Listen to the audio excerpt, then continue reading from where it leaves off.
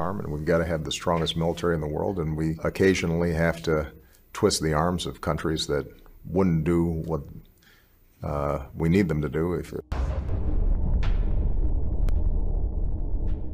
Nosotros podemos fijar una fecha en que el petróleo comienza a ser una materia apetecible de las grandes potencias. Podemos fijar 1911, cuando Winston Churchill, primer Lord del Almirantazgo británico, ordenó que todos los buques de la Armada Imperial pasaran de carbón a diésel.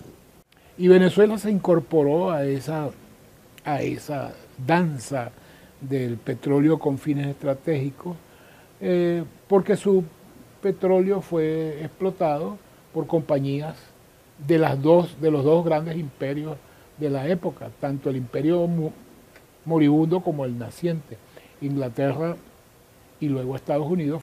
Y desde 1925 hasta 1961-62, la mayor cantidad de petróleo exportado del mundo salía de Venezuela. No Venezuela, sino las compañías petroleras instaladas en Venezuela eran los mayores exportadores de petróleo del mundo. Cuando se funda la OPEP en 1960, Venezuela producía más petróleo que todos sus otros miembros. En el 60 producíamos el doble de lo que producía Arabia Saudita. Y la importancia geopolítica que determinó aquí golpes de Estado, invasiones, amenazas. Guerra. Inglaterra y Alemania atacaron a Venezuela al amanecer. La Guaira, 9 de diciembre de 1902. 15 vapores de guerra alemanes e ingleses invadieron aguas venezolanas y apresaron 6 barcos de guerra venezolanos. Las fuerzas inglesas y alemanas están desembarcando en La Guaira. Están ocupando Maiquetía y Macuto. El presidente Cipriano Castro llama a las armas. La planta insolente del extranjero ha profanado el sagrado suelo de la patria. Denuncia la proclama del presidente de la República, Cipriano Castro. Amanecer del 9 de diciembre de 1902, La Guaira. El motivo supuesto de esta agresión fue que Venezuela no había podido pagar la deuda externa, una deuda externa que venía pues desde cuando éramos colonia de España. Cuando Castro llega al poder viene con un proyecto de país que no existía, que no existió en todos los gobiernos, en todos los presidentes del siglo XIX venezolano. Él llega con una firme decisión de centralizar el poder mediante la administración, mediante un ejército fuerte que solo siga los intereses del Estado. Te llegaba información de que nos querían bloquear, de que era bueno para salir de un gobierno despótico, tirano, que era como lo hacían ver a Castro en el extranjero, te lo hacían ver como un analfabeta, también por su estatura, por su color de piel. Vemos en periódicos, en revistas francesas, cómo a través de la caricatura mundial se comenzó a ridicularizar a nuestro presidente. Las transnacionales comienzan a inyectar dinero para sacar a Castro del poder. ¿Qué pasa? Una vez que no pueden por esta vía, mediante levantamientos en el territorio nacional, vienen con una segunda fase que fue el bloqueo de las costas venezolanas. Estados Unidos habla con Alemania e Inglaterra y le dice que ellos van a permitir el bloqueo, un bloqueo pacífico, pero que no debe haber agresión y menos que ellos quieran apoderarse de territorio venezolano. A partir del 13 de diciembre, Alemania comienza a bombardear Puerto Cabello, después bombardea Maracaibo, y al momento de estos bombardeos, Estados Unidos interviene y obliga a Alemania a que se siente con él. Todo eso hizo que el gobierno fuera perdiendo credibilidad, hasta que, fíjense, en 1905, Castro toma el poder de la comunicación en Venezuela, no le renueva la concesión al cable francés. Eso hace pues que Francia esté más molesta y rompa relaciones con Venezuela. 1904. El presidente Cipriano Castro decreta la expropiación de la transnacional New York and Bermúdez Company, que desde 1885 exportaba asfalto prácticamente sin pagar impuestos. A Cipriano Castro lo derrocaron los gringos, lo derrocó el petróleo. Estados Unidos en este contexto muestra que a partir de este conflicto ellos son los que van a tener el control en este territorio de que Venezuela fuera el patio trasero de Estados Unidos.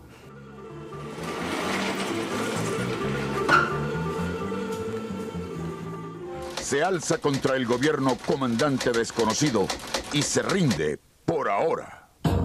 Caracas, madrugada del 4 de febrero de 1992. Urgentísimo. Un comandante paracaidista desconocido se alzó hoy contra el gobierno de Carlos Andrés Pérez. Los rebeldes comandados por el teniente coronel Arias Cárdenas tomaron Maracaibo. Enfrentamientos en muchas ciudades del país. Los revolucionarios atacaron el Palacio de Miraflores y la residencia presidencial de La Casona. El presidente Pérez escapó milagrosamente. El gobierno anuncia que dominó la situación.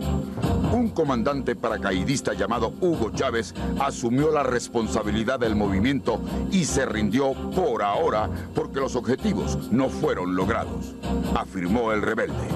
Esta fuerza inmensa que es y será el movimiento bolivariano, aliado en un gran frente nacional, donde se integren las diversas fuerzas sociales del país y del continente, por qué no decirlo así, vamos a tomar el poder y vamos a transformar este destino venezolano. Ese odio de cierta prensa venezolana no comenzó ni siquiera desde la asunción del poder del presidente Chávez, sino incluso desde su aparición el 4 de febrero de 1992. Desde ese mismo momento comenzaron a satanizar su figura y su proyecto que reivindicaba el bolivarianismo. Bueno, en principio utilizar la figura del militar latinoamericano, el milico, la bota militar, y trataron de construir una imagen que afortunadamente el pueblo venezolano no se creyó.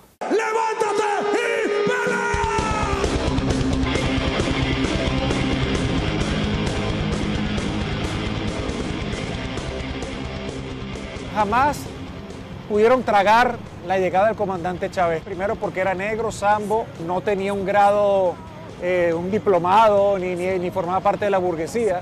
Ya por ahí no les caía bien Chávez. El pueblo invisible lo visibilizó, los pobres, el 80% cuando llega Chávez era pobre. El 40% era prácticamente una pobreza extrema. Él le dio voz, le dio voto y le dio poder al pueblo. Eso ya era algo que no se podía tragar. Como en todo el mundo, los dueños de los medios en Venezuela son los quienes manejan el poder económico. Poder que ha perdido privilegios porque eran ellos quienes decidían, por ejemplo, quién era el presidente de PDVSA. Eran ellos quien decidía quién era el presidente del Banco Central de Venezuela o el ministro de Relaciones Exteriores. El presidente Chávez siempre contaba una anécdota que apenas asumió el poder fue llamado por los dueños de estos medios para reunirse y discutir sobre el nuevo gabinete. Y bueno, Chávez dijo que no, que les había dado un parado y ahí comenzó la guerra mediática, digamos, con más fuerza. Aquí pensaban seguir. Esa burguesía parásita se apropió durante 100 años de la mayor parte del ingreso petrolero nacional. Parásita. Era un saqueo al país. Llegó la revolución y mandó a parar. Como tripulante de cabina queremos dar más cordialidad a bordo de este medio exterior con destino para el aeropuerto internacional Maracaibo. Puro estoy listo para el despegue.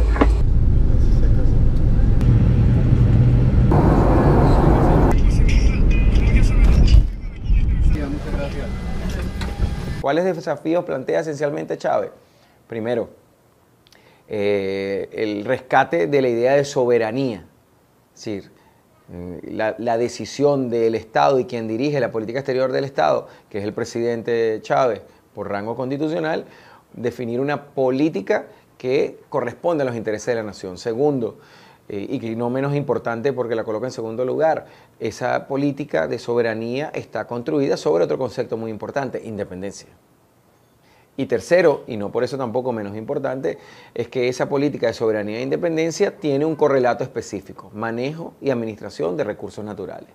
Ante el choque de esa doctrina con los intereses estratégicos de Estados Unidos, por supuesto, en términos del control de los recursos naturales, en términos de dependencia, se produce una escalada de acciones de los Estados Unidos destinado a desestabilizar a Chávez. Por eso que es interesante a veces en estas discusiones, cuando dicen, bueno, es que los Estados Unidos en los últimos años es que ha tenido una política agresiva hacia Venezuela. No, desde 1999-2000 es una política consecuente, que tiene que ver con una actitud muy grosera, muy prepotente y bastante paranoica incluso por parte de los Estados Unidos hacia Venezuela. Obviously, Venezuela is important because they're the third largest supplier of petroleum. I would say that Mr. Chavez, and the State Department may say this, probably doesn't have the interest of the United States. Todos fueron derrocados. Cipriano Castro, después Isaías Medina, después Carlos Delgado, antes de él Rómulo Gallegos, un gran escritor, y yo, derrocado. Y la causa fundamental, el petróleo.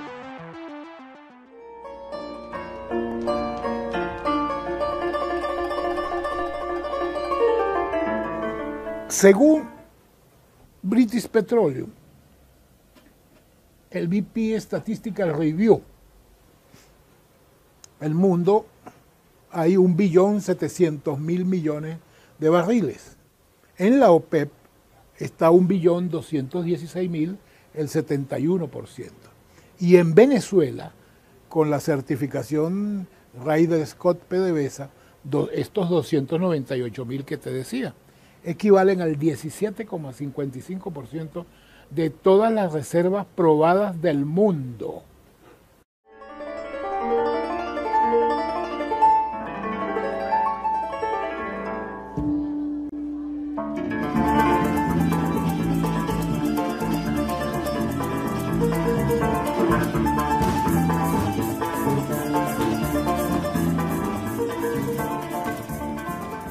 Pero el Servicio Geológico de los Estados Unidos saca una cuenta que da que nosotros somos el 28% de las reservas probadas del mundo. O sea, más de la cuarta parte del petróleo del mundo probado, que se puede recuperar, está en Venezuela.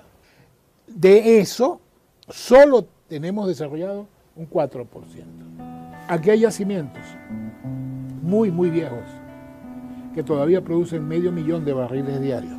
Yacimientos descubiertos en 1925, en el 56, en el 30, en el 13, en el 55, en el 57. Nosotros tenemos petróleo suficiente para producir en esos campos, sin contar la faja, unos 80 años produciendo 3 millones de barriles diarios.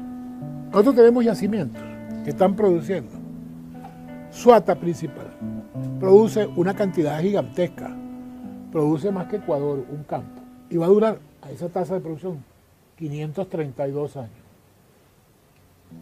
Aquí hay uno que va a durar 1942 años. Salud amigos, tripulantes de nuestra querida, contaminada y única nave espacial. La misma que, desde la última vez que nos vimos por estos medios, ha dado otra vuelta sobre su eje imaginario y, por supuesto, sigue generando acontecimientos en pleno desarrollo. Los acontecimientos hoy están aquí en casa, en la escenografía que he diseñado y que se ha vuelto clásica, porque me toca un rol muy poco frecuente, el de ser entrevistado. La mayor riqueza petrolera del planeta no está en Arabia Saudita ni en todos esos pequeños reinos de testas coronadas que tienen que pagarle protección a Estados Unidos para mantener la cabeza sobre los hombros y sobre los hombros la corona, ¿no? La verdadera riqueza petrolera, entre otras, está aquí en la República, hoy República Bolivariana de Venezuela. Este estrecho de Hormuz de 10-12 millas de ancho. Si uno hunde ahí un gran petrolero, se va al diablo el transporte de 42-45% del petróleo mundial. La ruta larga hacia el gran consumidor, Estados Unidos, es, como estamos viendo, por el mar de Arabia, bajar al sur de África, cruzar el legendario Cabo, subir por el Atlántico, seguir hacia el Caribe por este, y luego de 40-45 días entrarle a Texas. Pero en una situación crítica de riesgo estratégico. La mayor riqueza petrolera del planeta está aquí, pero no está a 45 días, está de 4 a 5 días. 10-1 es la proporción. Por lo tanto, que nosotros hayamos nacionalizado soberanamente nuestras riquezas petroleras ha generado una enorme reverberancia en el sismógrafo de Washington y del Pentágono. Además, los gringos pidieron, los yanquis, ¿no?, pidieron que aceptáramos bases de ellos en el territorio nacional.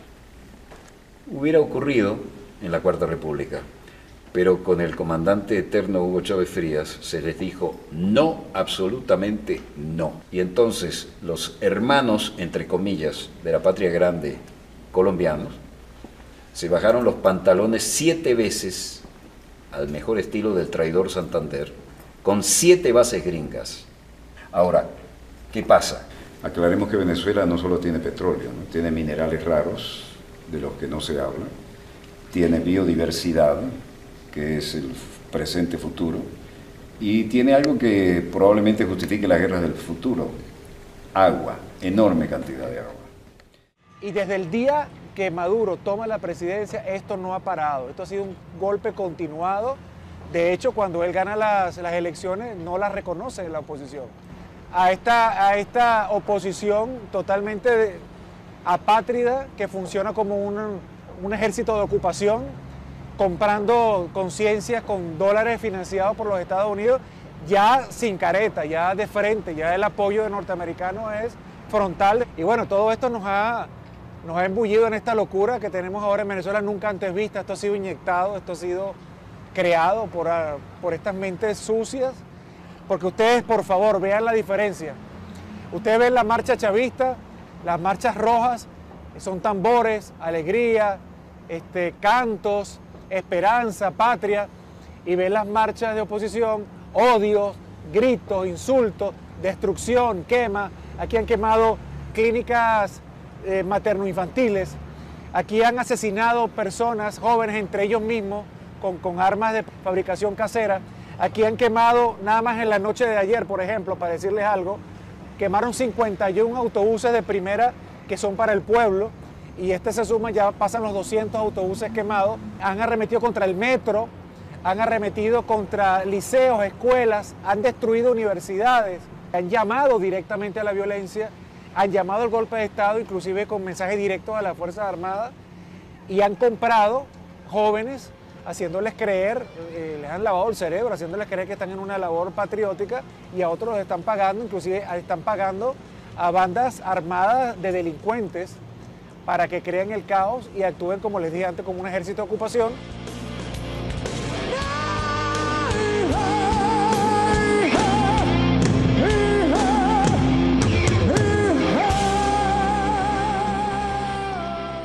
Hay una población cautiva, creyendo que ellos efectivamente están luchando por la libertad, que nosotros somos realmente un pueblo oprimido, que nosotros somos realmente un pueblo al que le han quitado todas sus libertades y que antes vivían mejor. Gente que sabe que eso es mentira, pero que ha sido engañada al punto de creerse esa falsa realidad, que con una campaña mediática como la que ha sufrido Venezuela durante 18 años, en otro país ya no estuviera el gobierno revolucionario. Hay un periodismo que no está interesado en la paz, que no está interesado en el diálogo, por ejemplo, sino que desde sus artículos, desde sus programas, intentan profundizar las diferencias que existen en el pueblo venezolano, y si no existen, generarlas, entre, digamos, los dos modelos que están en pugna.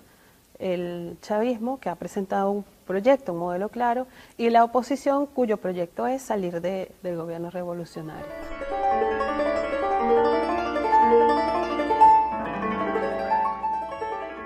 durante todos estos años se ha construido una imagen sobre Venezuela. Y es una imagen que se ha distribuido a través de todas las fuentes informativas posibles. Deportistas, artistas, cantantes, es decir, en todas las fuentes informativas tú encuentras información distorsionada sobre Venezuela. La gente en el mundo se ha convertido en una venezolanógrafa, o sea, son expertos en Venezuela, pero no han pisado nunca este país, no tienen relación directa con lo que verdaderamente aquí está pasando. Los periodistas de Venezuela vinieron a contar una historia que les dijeron, vayan y cuenten el hambre de Venezuela, cuenten las colas por los alimentos en Venezuela, cuenten la necesidad de medicinas. ¿Qué pasaría si esas mismas órdenes las recibieran para contar Colombia? ¿Qué pasaría si esas mismas órdenes las recibieran para contar Brasil? ¿Qué pasaría si esas mismas órdenes las recibieran para contar México? Pero cuando te mandan a cubrir México, no te mandan a cubrir el hambre, la falta de medicinas, la dificultad para acceder a servicios públicos, no te mandan a contar otras historias. Y eso es lo que está pasando, de una manera muy evidente, es muy claro, los periodistas extranjeros vienen a contar la historia que les han mandado a contar. Las imágenes en vivo de las movilizaciones opositoras en la autopista, en una gran avenida de Caracas, llegan, están retenidos por la Guardia Nacional, hay confrontación, hay gases lacrimógenos, esa es la imagen que se repite, pero aparte de ese pequeño lugar de Venezuela, están ocurriendo una cantidad de cosas que los medios internacionales no están cubriendo, y no los están cubriendo no porque no sean capaces de cubrirlo o porque no tengan periodistas talentosos, es simplemente porque la instrucción, la orden es venir a cubrir las historias que el medio quiere escuchar. Pero se pierden de algo que está pasando en este país que sí es único, y es el empoderamiento de la gente de base, y que explica en buena medida por qué el gobierno de Nicolás Maduro y antes el gobierno de Hugo Chávez no se ha derrumbado. Hay varios pilares para el modelo bolivariano, por supuesto, pero una de las cosas más importantes es cómo esta gente entiende hoy el hecho político, incluso aquellos que adversan el proceso bolivariano. La discusión del pueblo venezolano sobre la política no se está dando en ninguna otra región de esta parte del planeta donde nosotros vivimos, y eso no lo vienen a contar los medios internacionales, porque el interés es muy claro, es construir un estado de opinión sobre Venezuela que permita una segunda, tercera fase de agresión y de intervención sobre el país que desde mi punto de vista ya comenzó.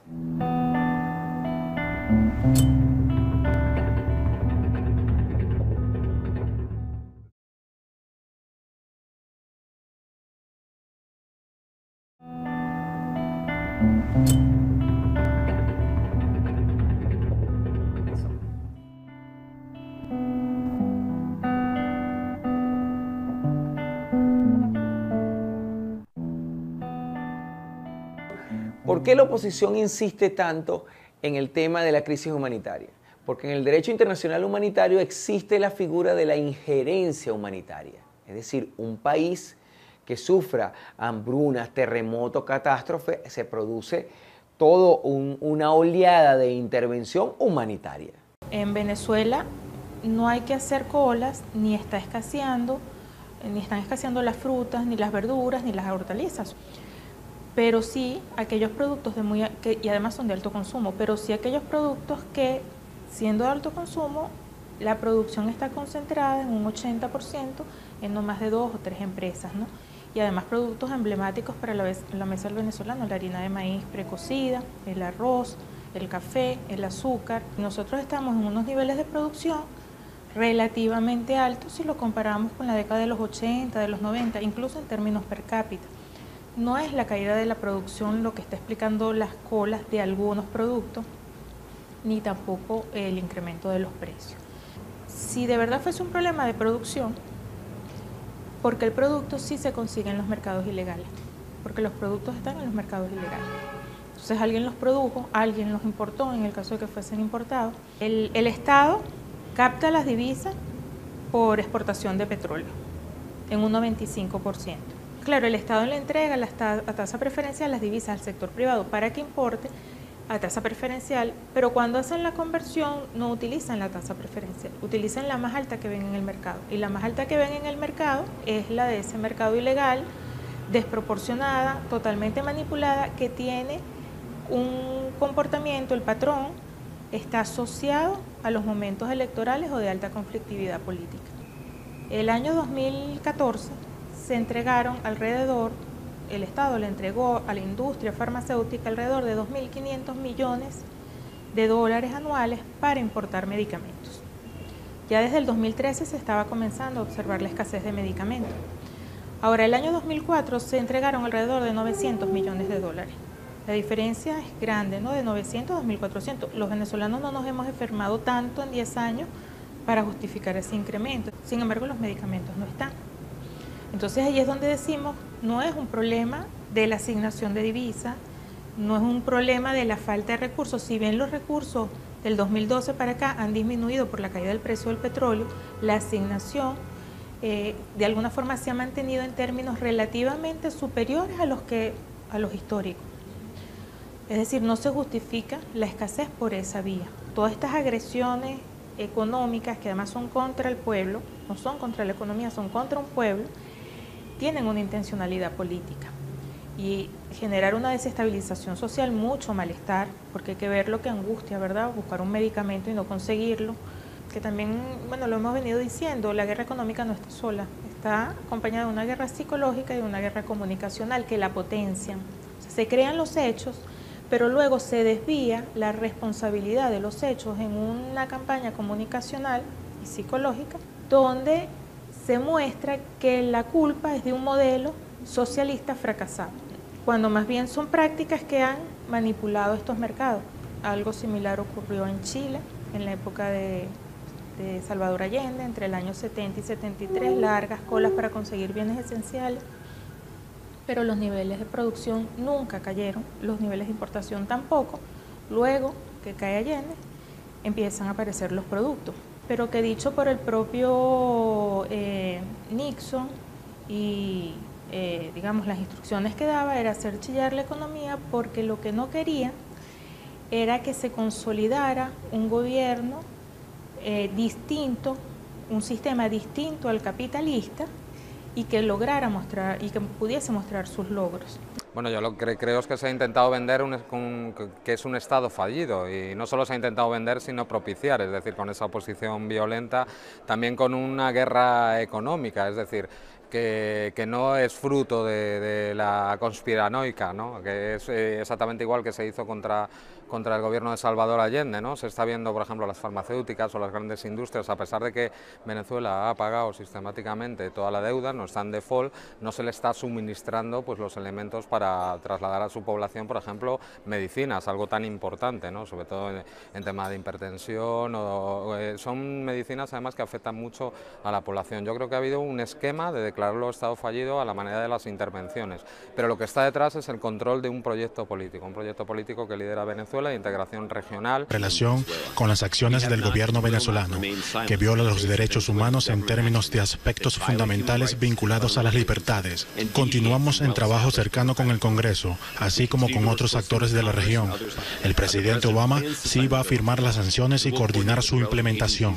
Estas sanciones representan el compromiso del Departamento de Estado y el gobierno de los Estados Unidos en apoyar al pueblo venezolano a proteger su democracia. Hay una que puede ser incluso más rápido: 2 portaaviones en el Golfo de Maracaibo.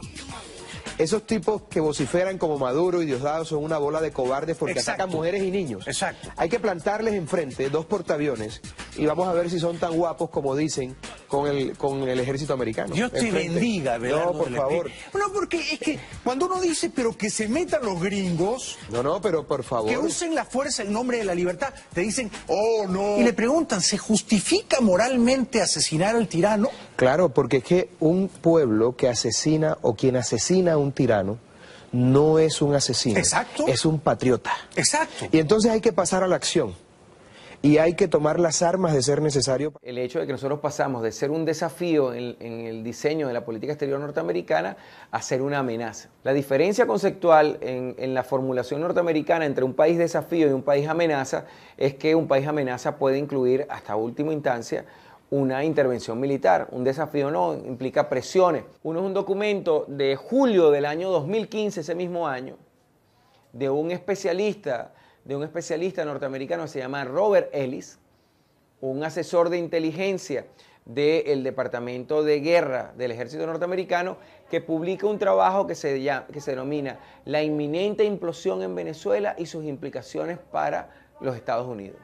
¿Y qué dice en ese documento Robert Elliott? Venezuela está en una situación de inestabilidad.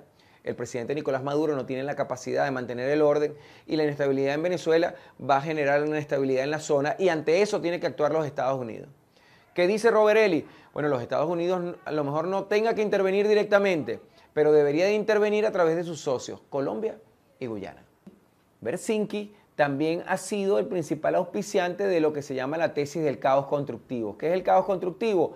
Generar una situación de desequilibrio económico, financiero, social, militar, para producir un reacomodo de un país no amistoso a los intereses norteamericanos o en su defecto, y esto lo quiero subrayar, producir una cesión de su territorio, al estilo de Libia o al estilo de lo que intentan en Irak con el norte de Irak y los turcos o con Turquía, o lo que están intentando con Yemen para sacar el oleoducto para permitir el trasvase de los puertos que están sobre el Golfo Pérsico.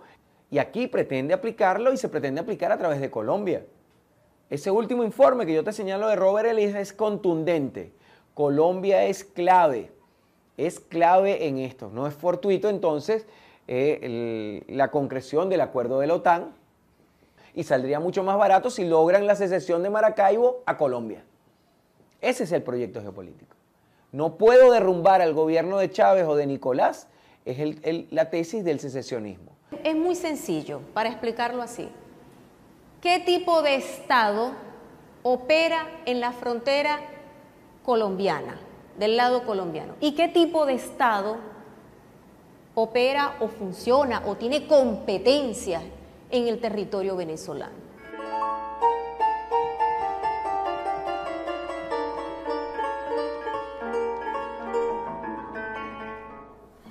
Venezuela históricamente ha pagado, ha cubierto una deuda social de los gobiernos colombianos con la población. En estas últimas 2 décadas, el crecimiento nos ha llevado a considerar una población de cerca de 6 millones de colombianos. ¿Por qué se vienen los colombianos a Venezuela? En estas últimas 2 décadas, fundamentalmente, porque los procesos de orden social que desarrolla el gobierno venezolano tienen que ver con la atención al ciudadano, indistinto de su condición, de dónde haber nacido, y los colombianos se sienten mucho más atraídos y beneficiados. Uno, porque hay un escenario geográfico donde pueden llegar y van a tener la cobertura de orden social, cultural, económico, incluso político. El gobierno colombiano no ha logrado entender la dimensión o no quiere entender la dimensión de lo que significa sostener una franja de colombianos tan importante. Y el gobierno colombiano, que ha asumido el paramilitarismo como una política de Estado, ha sido coautor del proceso de desestabilización que se genera en Venezuela.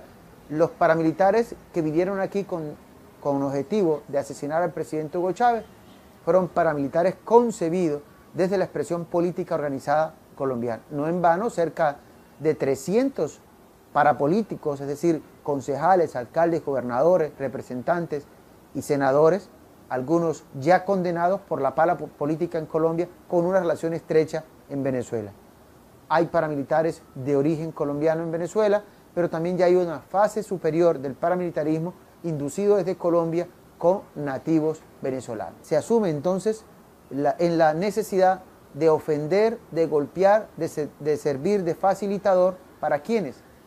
Para que el gobierno estadounidense, el Pentágono, penetre Venezuela y las riquezas que son de este pueblo hermano venezolano las puedan compartir con las transnacionales. Es Colombia la punta de lanza para la penetración hacia el territorio venezolano.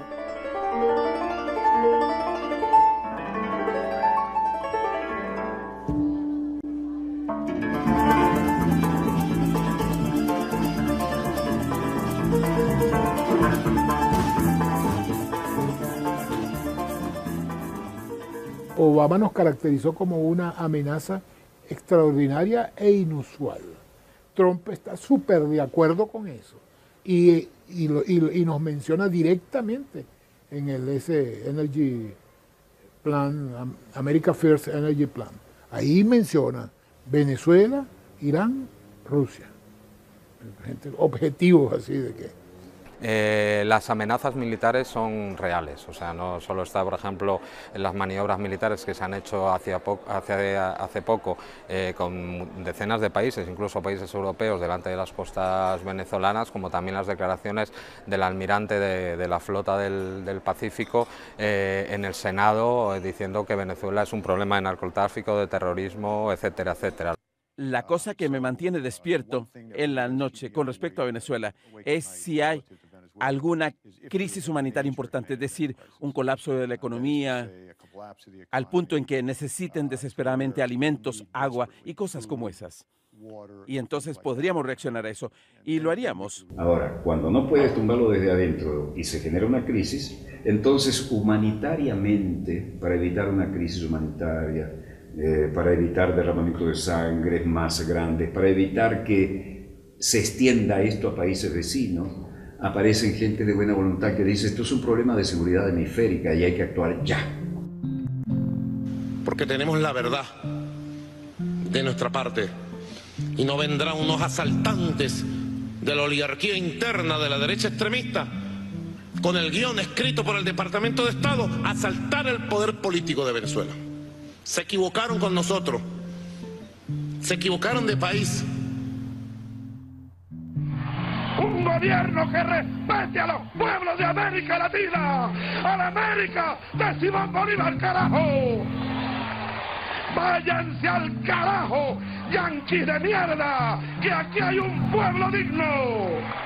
Sépanlo, estamos resueltos a ser libres, pase lo que pase y cuéstenos lo que nos cueste. ¡Ya basta!